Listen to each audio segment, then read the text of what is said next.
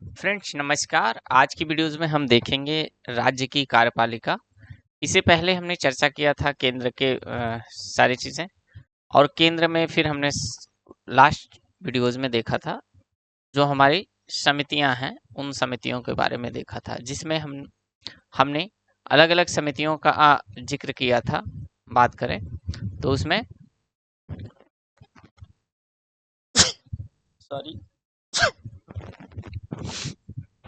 अलग अलग समितियों का जिक्र किया था, जिसमें लोक लेखा समिति थी, प्रकलन समिति था। इसके बाद बात करें विशेषाधिकार समिति, फिर प्रवर समिति, संयुक्त प्रवर समिति क्या होते हैं, और सार्वजनिक उपक्रम की जो समितियां हैं उसमें कितने सदस्य हैं, कितने लोकसभा से हैं, कितने राज्यसभा से। साथ ही साथ वार्षिक वित्तीय वितरण, जिसमें हम बजट के पेशकश के विषय में बात किए थे। अब इसी श्रृंखला में हम देख रहे हैं जो हमारी कार्यपालिका है। कार्यपालिका की बात करें तो कार्यपालिका जिस तरीके से केंद्र में कार्य करती है सरकार, केंद्र सरकार, उसी तरीके से राज्य में राज्य की कार्यपालिका राज्य सरकारें काम करती हैं। इसका उल्लेख भाग 6 में किया गया है। केंद्र का उल्लेख जो है भाग 5 में हमने देखा था, भाग 5 में। और राज्य के विषय में जो उल्लेख है राज्य की कार्यपालिका के विषय में, ये भाग 6 में इसका उल्लेख मिलता है। अनुच्छेद 153 से 167 तक इसका उल्लेख है। राज्य की कार्यपालिका में बात करें तो राज्य की कार्यपालिका का मुख्य व्यक्ति है, सबसे पहले राज्यपाल है, फिर दूसरा मुख्यमंत्री है, मंत्रिपरिषद और महाधिवक्ता। इन चारों को मिलाकर राज्य की कार्यपालिका का गठन होता है। राज्य में राज्यपाल की बात करेंगे, सबसे पहले राज्यपाल, चूंकि राज्य का जो राज्यपाल होता है वो प्रमुख व्यक्ति माना जाता है। यह संवैधानिक प्रमुख होता है। कार्यपालिका प्रमुख अनुच्छेद 166 के तहत जो है ये कार्य करता है। वैसे नाम मात्र की इसमें वास्तविक शक्तियां होती हैं, जिस प्रकार से राष्ट्रपति की नाम मात्र की शक्ति केंद्र में थी, उसी प्रकार की राज्य में है राज्यपाल की नाम मात्र की शक्ति होती है, जबकि वास्तविक शक्तियां जो हैं सीएम में उपस्थित होती हैं, सीएम और मंत्री पूरे मंत्रिपरिषद में। अब बात करेंगे मंत्रिमंडल और मंत्रिपरिषद में। इसके बाद बात करेंगे राज्य विश्वविद्यालयों का कुलाधिपति होता है। जो हमारा राज्यपाल होता है वो राज्य के अंतर्गत जितने विश्वविद्यालय हैं सबका कुलाधिपति होता है। प्रथम महिला राज्यपाल पूछा गया है प्रश्न कई बार, तो प्रथम महिला राज्यपाल सरोजिनी नायडू थी। क्या? सरोजिनी नायडू प्रथम महिला राज्यपाल थी। योग्यता की बात करें, राज्यपाल की योग्यता अनुच्छेद 157 में इसका उल्लेख है। भारत का नागरिक हो, 35 वर्ष आयु हो, राज्य विधानमंडल का सदस्य ना हो।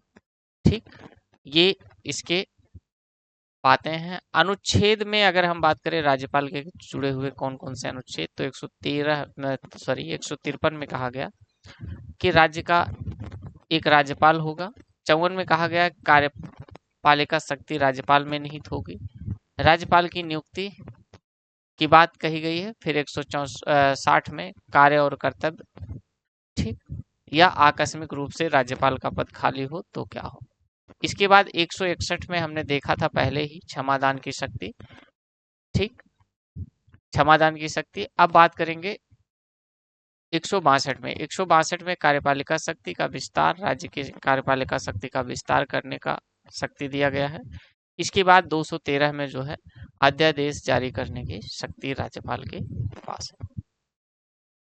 राज्यपाल की नियुक्ति या इस्तीफा, राज्यपाल की नियुक्ति राष्ट्रपति करता है और राज्यपाल अपने इस्तीफा जो है राष्ट्रपति को देता है। वैसे राज्यपाल जो है राष्ट्रपति के प्रसाद पर्यंत ही कार्य करता है, ये बात जानिए।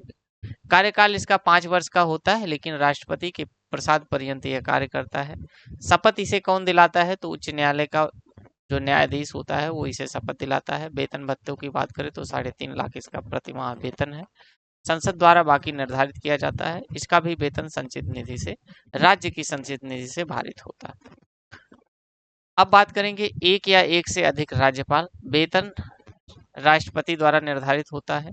जब कोई व्यक्ति एक स्टेट का राज्यपाल होते हुए दूसरे स्टेट का भी राज्यपाल होगा तो क्या होगा, 7वें वेतन आयोग 7वां संशोधन 1956 में करके ये बताया गया कि एक व्यक्ति एक से अधिक राज्यों का राज्यपाल हो सकता है। राज्य लोक सेवा आयोग अध्यक्ष राज्यपाल द्वारा जो नियुक्तियां की जाती हैं, राज्य के लोक सेवा आयोग के अध्यक्ष की नियुक्ति की जाती है, राज्य के महाधिवक्ता की, राज्य के निर्वाचन आयोग अध्यक्ष की, अधीनस्थ जो न्यायालय के न्यायाधीश हैं, जो अनुच्छेद 233 के तहत इन न्यायाधीशों की नियुक्ति भी राज्यपाल करता है। उसके बाद राज्य के विश्वविद्यालयों की जो कुलपति होते हैं उनकी भी नियुक्ति राज्यपाल करता है। अब बात करेंगे प्रमुख शक्तियां राज्यपाल में क्या क्या हैं। तो राज्य के सत्र बुलाने, सत्र अवसान करने का काम राज्यपाल का है। ठीक। संवैधानिक तंत्र विफल हो जाने पर राष्ट्रपति शासन के लिए ये सिफारिश करता है। राज्य वित्तीय आयोग का गठन करता है। विधान परिषद में 1/6 सदस्यों को मनोनीत करता है। राज्य की आकस्मिक निधि द्वारा संचालित अध्यादेश जारी करने की शक्ति हमने पहले देख लिया कि 213 मतलब 213 में जो है इसे अध्यादेश जारी करने की शक्ति है, हमने इसको पहले देख लिया। इसके बाद बात करेंगे क्षमादान शक्ति की। तो क्षमादान शक्ति में निलंबन, परिहार और लघुकरण, जिस तरह से राष्ट्रपति को शक्ति मिली हुई है क्षमादान की, उसी तरह से राज्यपाल को भी क्षमादान की शक्ति मिली है। मृत्युदंड माफी, कोर्ट ऑफ मार्शल की जो सजा है इसके अंतर्गत, इसके अधिकार क्षेत्र में नहीं आता। मार्शल कोर्ट की जो सजा है वो इसके अंतर्गत नहीं आता। अब बात करेंगे राज्यपाल से संबंधित, तो प्रश्न हमने देख लिए। अब मुख्यमंत्री जो वास्तविक कार्यपालिका का मुख्य होता है, वास्तविक कार्यपालिका प्रमुख जिसे हम कहते हैं मुख्यमंत्री, मंत्रिपरिषद का प्रधान यानी बहुमत दल का नेता, विधानसभा का भी नेता हो सकता है ये। ठीक। राज्य योजना बोर्ड आयोग की बोर्ड का अध्यक्ष। योग्यता क्या होती मुख्यमंत्री बनने के लिए? तो मिनिमम 25 वर्ष जो है इसकी आयु होनी चाहिए, भारत का नागरिक होना चाहिए, राज्य विधानसभा या परिषद का सदस्य होना चाहिए। नियुक्ति और शपथ की बात करें तो राज्यपाल द्वारा इसकी नियुक्ति अनुच्छेद 164 ए के तहत जो है इसकी नियुक्ति की जाती है। कार्यकाल की बात करें तो राज्यपाल के प्रसाद पर्यंत यह सामान्यतः 5 वर्ष, यानी जब तक मुख्यमंत्री अपना बहुमत सिद्ध करता रहेगा तब तक वो पद पर बना रहेगा। जैसे ही उसका बहुमत डगमगाएगा राज्यपाल उसे पद से हटा देगा, पद मुक्त कर देगा। वेतन भत्ते राज्य विधानमंडल द्वारा निर्धारित किया जाता है इसका वेतन और भत्ता। अब मुख्यमंत्री की बात करें तो मुख्यमंत्री की प्रमुख शक्तियां क्या है? मंत्रिपरिषद की बैठकों की अध्यक्षता करता है, मंत्रियों के बीच विभागों का बंटवारा करता है, राज्यपाल को सत्र आहूत या सत्राहवान करने की सलाह देता है, मंत्रियों की नियुक्ति व जो बर्खास्तगी होती है मतलब उनको बर्खास्त करने की जो सलाह वो भी कौन देता है? मुख्यमंत्री ही देता है। आपातकाल के दौरान राजनीतिक स्तर पर प्रमुख प्रबंधन का काम करता है ये। इसके बाद आता है हमारा मंत्रिपरिषद। मंत्रिपरिषद राज्यपाल की सहायता व परामर्श के लिए मंत्रिपरिषद का गठन होता है। राज्य विधानमंडल के सदस्य इसमें शामिल नहीं होते। ठीक। राज्य विधानमंडल का सदस्य, यदि कोई व्यक्ति राज्य विधानमंडल का सदस्य नहीं है और वो मंत्री बना दिया गया तो उसे 6 महीने के अंदर राज्य विधानमंडल का सदस्य बनना अनिवार्य होगा। नियुक्ति की बात करें तो मुख्यमंत्री की सलाह पर राज्यपाल द्वारा जो है नियुक्ति की जाती है मंत्रियों की। विधानसभा के प्रति इनकी जवाबदेही होती है, जितने सारे मंत्री होते हैं सबकी जवाबदेही किसके प्रति होती है? विधानसभा के प्रति जवाबदेही होती है।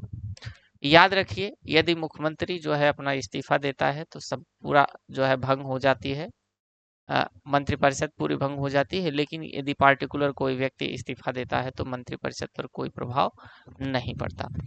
संख्या की बात करें, 15% विधानसभा सदस्य से ज़्यादा मंत्रिपरिषद के सदस्यों की संख्या नहीं होनी चाहिए, ऐसा बताया गया है।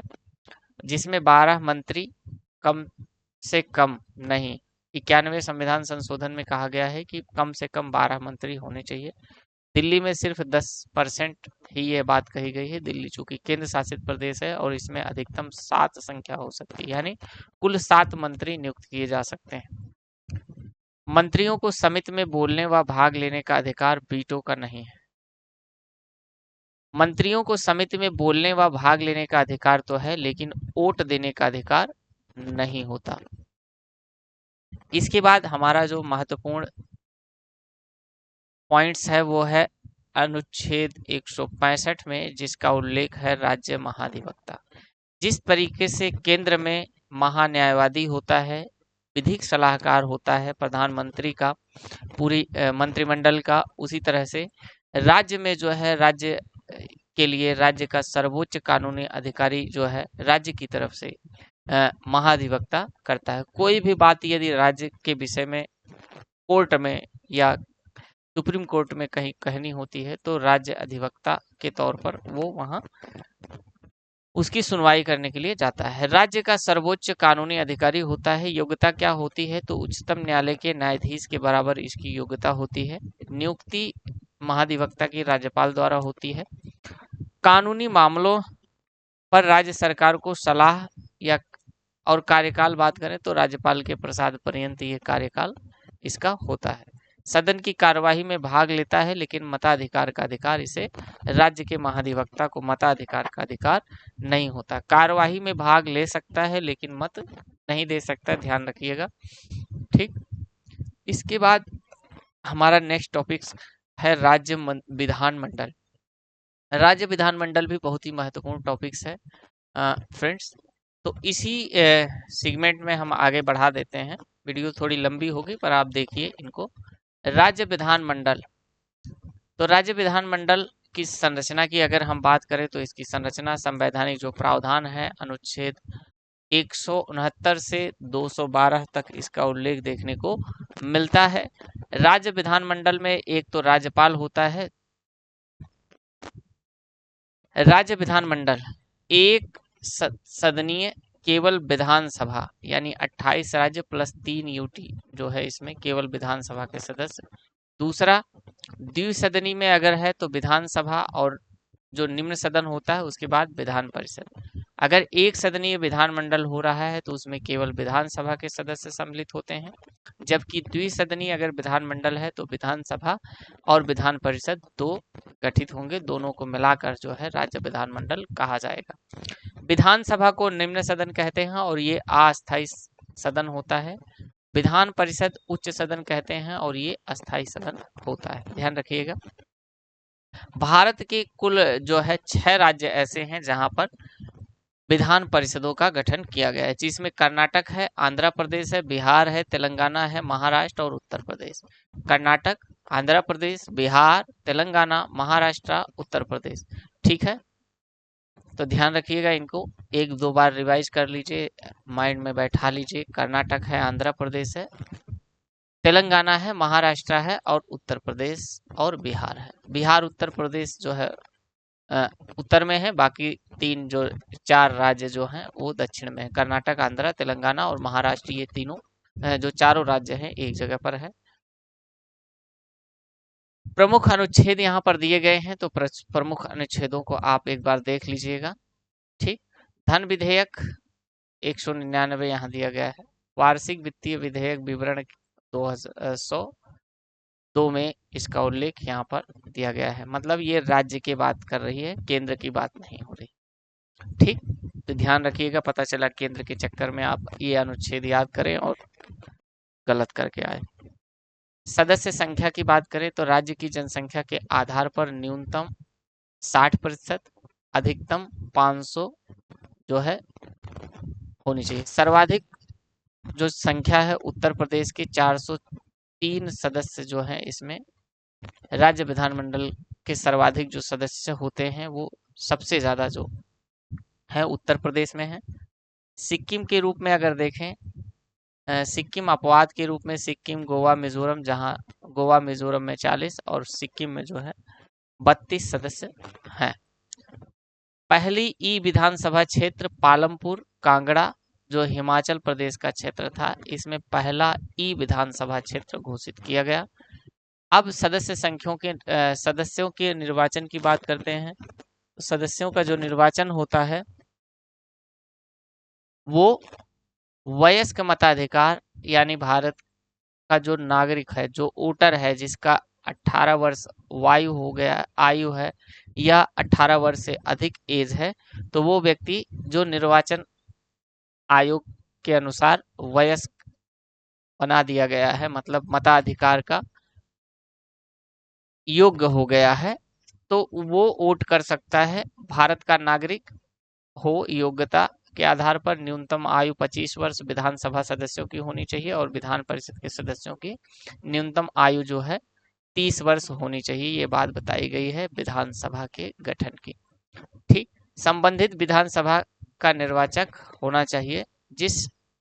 जो भी व्यक्ति जिस विधानसभा से मुख्यमंत्री पद का उम्मीदवार है, वहां का वो जो है निर्वाचक होना चाहिए, मतलब उसमें वोटर लिस्ट में शामिल होना चाहिए। कार्यकाल की बात करें तो सामान्यतः 5 वर्ष इसका कार्यकाल होता है विधानसभा का।